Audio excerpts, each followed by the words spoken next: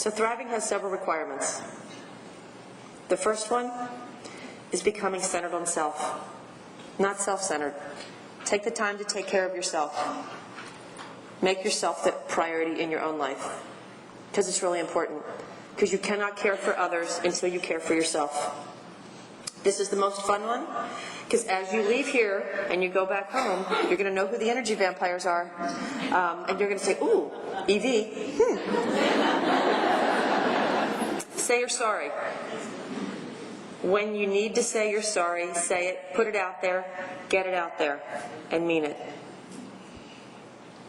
There's nothing worse than someone saying they're sorry, like, yeah, I'm really sorry. You don't mean it. It's got to come from your heart, and then let it go. And forgive yourself. Forgive yourself for the things that you haven't done. Instead of beating yourself up for not making exercise part of your life, and instead of beating yourself up for not taking time to eat a healthier diet, instead of beating yourself up for, not spending time with people in your life that you need to be with, make today the first day and move on and let it go. You've got to love yourself and be grateful. I started gratitude journals with my patients because for some of them, they needed remedial training because they continued to grab all the negative things. So the gratitude journal is a nice little blank page. I try to get them in pretty little covers. And I give them to my patients, and the first thing I write in the top of it is, I am grateful that I am in the care of physicians that care about all of me and not just my cancer. And then I tell them every day to write something they're grateful for. It could be, I'm grateful my son's underwear's not on the floor this morning and in the hamper. I may be grateful that my car started this morning. Anything that's negative, anything that they want to get rid of, you write on a 3x5 card. They can burn it, they can rip it up, they can throw it away, but you got to let it go. Because if you hold on to negativity, and if you write down the negative things, they stay with you. And the whispers. When I have a patient that comes back to my office, and I really learned this big time. I knew this beforehand, but I learned this big time with my own breast biopsy. When a patient comes back to my office and has a benign diagnosis, they're in the door, undressed, show the incision, dressed, and they want to run back out as fast as they can, because who wants to escape the breast surgeon's office? Someone with a benign diagnosis, because there's cancer people out there, and you don't want to catch it. So I stop them, and I look them straight in the eye, and I say, God just whispered in your ear. God is giving you the opportunity to make the changes in your life. Because if I sat here and told you you had cancer, suddenly everything's different. And sometimes, if we take a step back and have the opportunity to change things in our lives before we are forced to, it happens with a lot more ease. You can plan it a little bit better. And it gives you that opportunity to really take stock on things. And so I'll ask a lot of my patients, so what was on your list? And they'll say, what? I said, well, before you got the call, typically women start making a list of things in their head. I've had women say, I was deciding who my husband's going to marry when I die. I'm making sure that this girlfriend's off the list because she is not going to be the mother of my children. They start changing things about, I am going to take a vacation this year. I am going to do this better. And I say, start taking stock of the list and do it anyway. Because why would you wait for the screams? Why would anyone wait for a scream when you have a whisper? And so today, in this room, if you're not hearing the whisper, you're not paying attention. So this guy's pretty cool. His name's Yanni. He's never read a book about spirituality. He's never done anything except follow his passion. And he's an artist. And the statue that's in his arm is really cool. It's called Elevation. And you might think, okay, so what's the deal? The head's off the shoulders. It kind of looks a little creepy, but it's not. I was on a cruise for my 40th birthday, and you might think that was yesterday, but no, it's 10 years ago. But thank you for thinking that. The statue was in a little tiny shop in Mykonos. I was on a cruise for my 40th birthday to Greece, and my husband and I were supposed to go to the beach. So we were on our way to the beach. We never got to the beach, because as we were twisting and turning down these little paths in this amazing town, we saw the statue. My husband actually was looking for he saw a little ring in the window that drew us into the store. And I saw the statue. I said, oh my God, I love this. And the cruise that I was on was called The Voyage of Enlightenment on a ship called the Wind Spirit. So you're kind of getting the gist.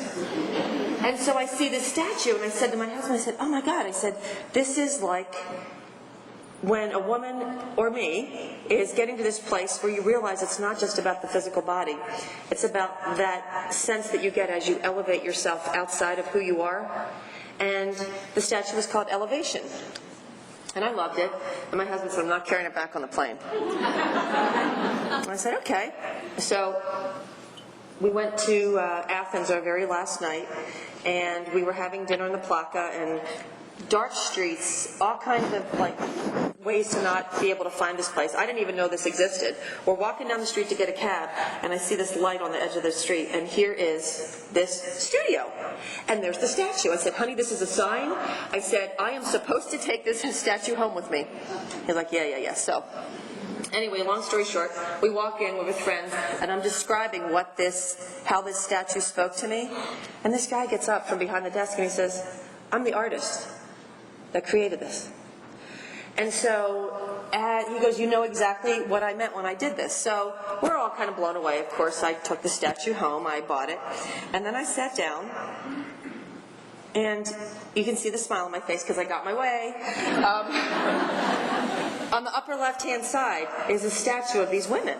So as he's preparing to wrap up the statue, I said, I love this. I said, I got to have this. And my husband now is like going, oh my God, there's the luggage. We're going to be paying the overage. I love this statue. And I said, I have to have that. I said, I love these women. It was so beautiful. And he says, I call this the winners. This is about women winning the battle with breast cancer. He said, this is about understanding that when we treat cancer, that each and every woman needs to turn in the direction that she has to find healing. Now, he didn't know I was a breast cancer surgeon. At that point, I was just a tourist who was going to shell out cash to buy a statue. And so clearly I had to bring that home as well. But it brings home the story so vividly of we may not be able to decide what each patient needs to get to that safe place as they're on their journey, but it doesn't mean that we can't help them find their way and guide them. And this is why one of my passions has been empowering my patients to find healing. I started a foundation in 2007 to provide holistic services because standard insurance doesn't cover it. And I would find as my patients were coming through, they were surviving their cancer treatment, but they weren't thriving. And I didn't know how to fix that connection, how to get the mind, the body, and the spirit in alignment. And through my foundation, we're able to provide services of Reiki and massage and guided imagery and wellness and healthy cooking classes and Thrivers retreats. And to me, that's what this is all about, is creating this opportunity for our patients to be able to figure out what they need, but not judge what they choose to get there. And so when you go back to your sphere of influence, what day do you go back? I don't even know, next week.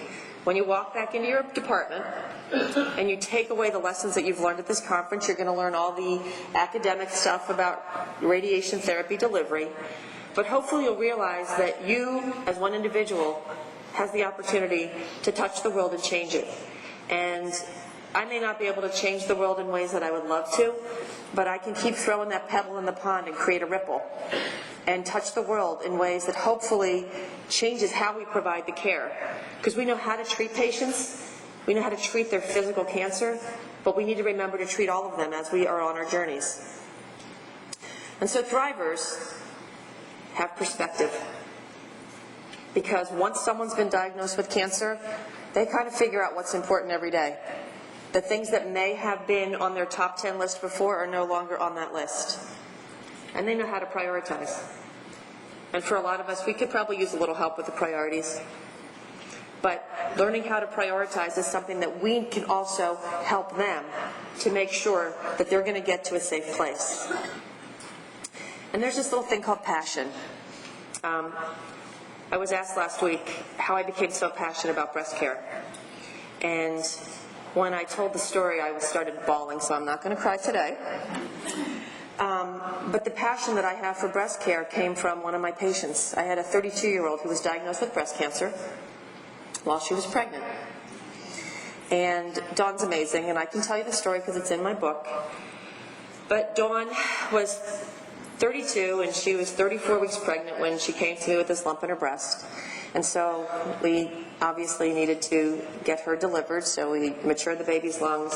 She delivered this beautiful, healthy baby boy, Kevin, fabulous kid, healthy baby. The day after delivery, got her metastatic survey, and she had liver mets and bone mets. And it was the worst delivery of any news I ever had to make in my life. And for an entire year, she did chemo and surgery and radiation, and initially she responded beautifully. And we had to bury Dawn a week before her baby's first birthday. And I never felt so defeated in my life, because all I wanted to do was help this woman to be able to be there with her baby. And so it made me realize that, as a physician and as a healthcare provider, we are oftentimes unable to or powerless to cure each and every patient that comes into our sphere of influence. But that doesn't make us failures as physicians or therapists. It makes us spiritual beings having a very human experience. And it was